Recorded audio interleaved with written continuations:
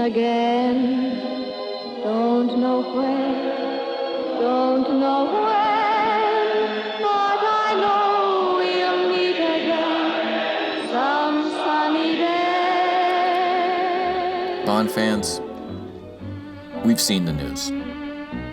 It's another release date delay for No Time to Die. Another one. This latest delay has now pushed the movie from April 2020 to November 2020. Kind of a big delay. Whatever the reasons are that Eon and the studio decided for to have this latest delay, the coronavirus, the potentially massive amounts of lost revenue in affected countries the film would take, they felt it was less of a risk losing millions of dollars now compared to what they calculated they'd gain releasing it later. It suddenly dawned on them that they have a real turkey of a movie on their hands and they desperately need time to fix it. Barbara forgetting about the movie altogether and having made other plans in April. It doesn't matter, whatever the reason. It's done. No Time to Die will now be coming out in November 2020. Yep, it is a surprise. They were just a few weeks away, and they delayed it for 7.5 months. I just keep thinking about all the money they must have spent with the marketing and promotion of it that has all essentially been wasted now.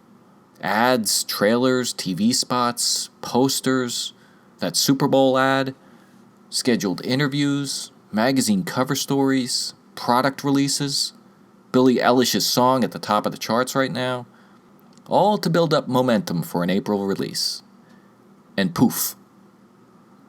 It's pretty crazy. This movie just gets loopier and loopier. Not surprisingly, this news has upset a lot of Bond fans who had anxiously been awaiting to see No Time to Die in April.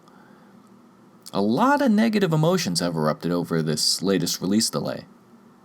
This is the 4th release date the film has had now. So there's been a lot of anger, disappointment, sorrow, frustration, distress, and just general bad vibes regarding this latest news and another release delay. We can now toss this onto this mountain of emotions Bond fans already have. I don't like that. Not at all.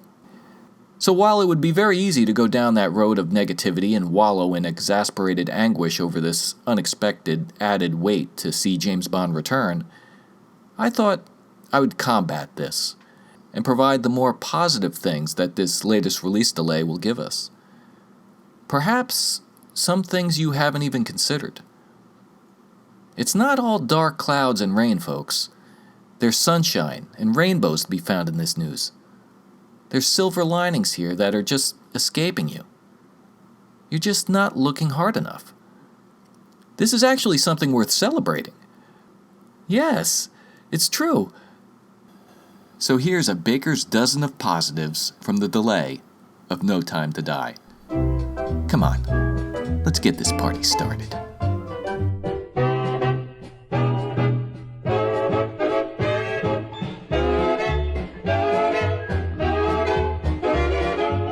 This will give them more time to make more different movie posters. There really hasn't been enough of them so far.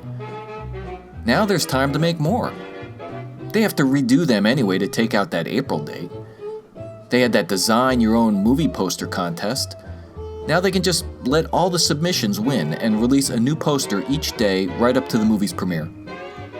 Actually, this extra time will give me a chance to reevaluate that first teaser poster they released. Now looking at it, it's really not that bad. I like it.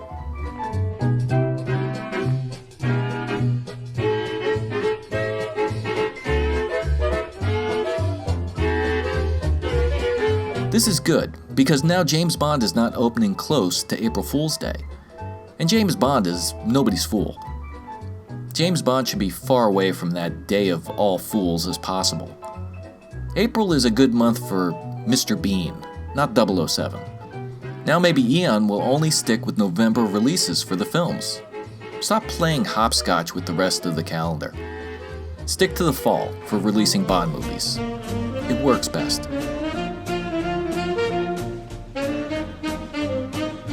I like people being happy and laughing. And Danny Boyle is laughing his ass off right now. This past year has been a great one for Danny. Forget winning Oscars and getting awards.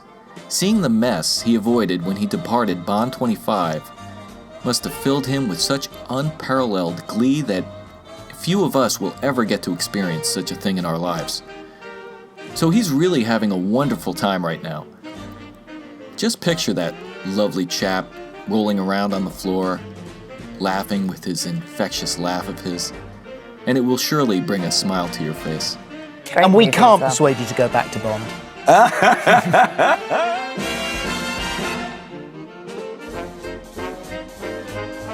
Just consider how much worse you would feel if the movie was delayed until November 2021, or November 2022, or November 2023.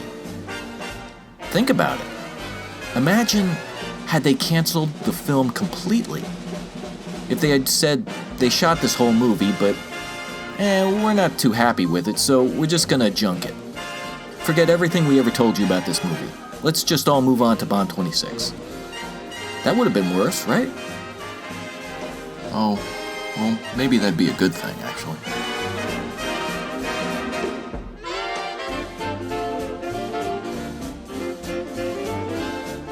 In the announcement they sent out on social media, nowhere did Eon say that anyone was thrilled by this news. You know what that means? It means Eon is getting better at how they handle announcing these delays to us. They're learning. Bravo.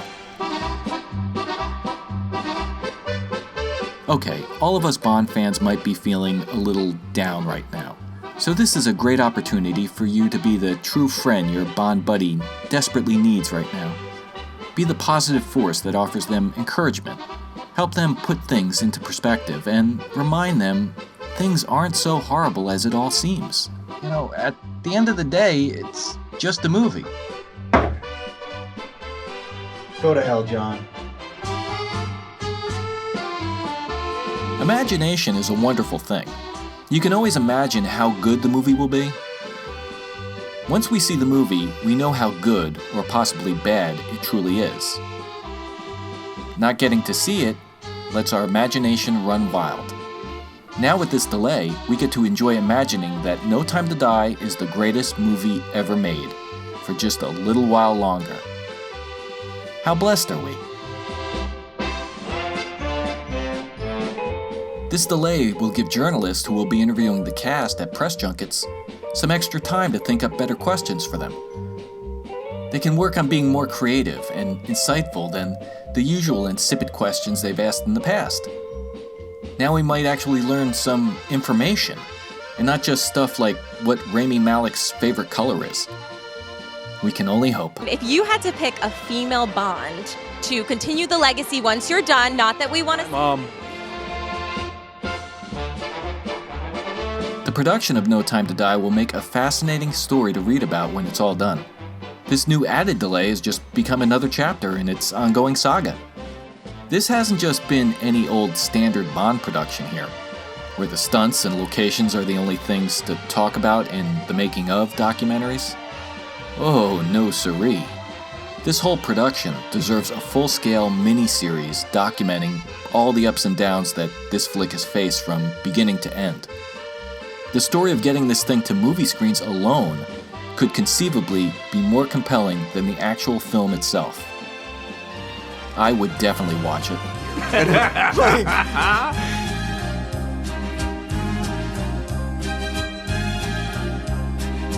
Okay, so you planned on going to the movies in April, and now you're feeling disappointed that there's nothing to go see. Well, you're in luck. Trolls World Tour has taken the release date of April 10th in the US that No Time to Die vacated. So don't cancel your movie outing just yet.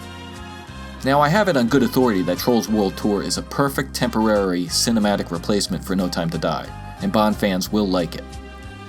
At least that's what my 8-year-old niece told me.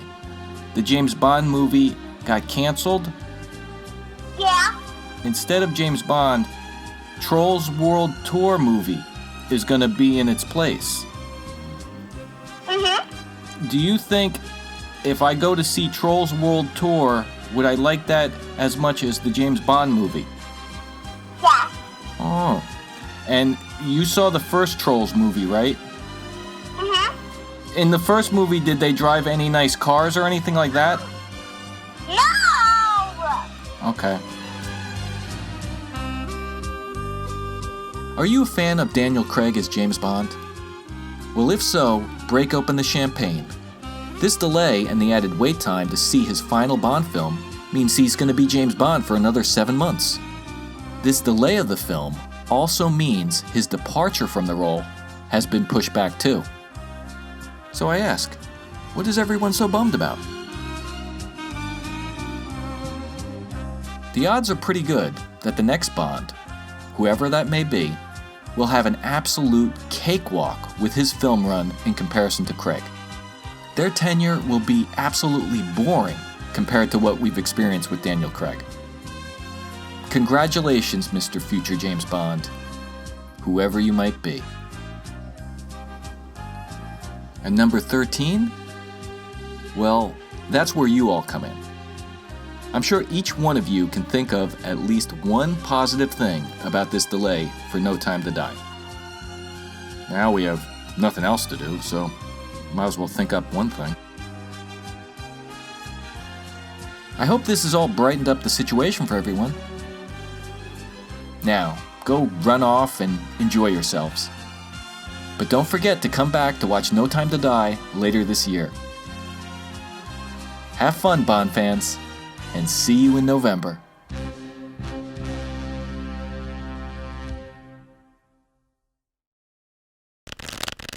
Do you know how long I've been waiting to see the James Bond movie? Forever. 5 years. 5 years! Can you believe that? No, Well, I cannot believe that.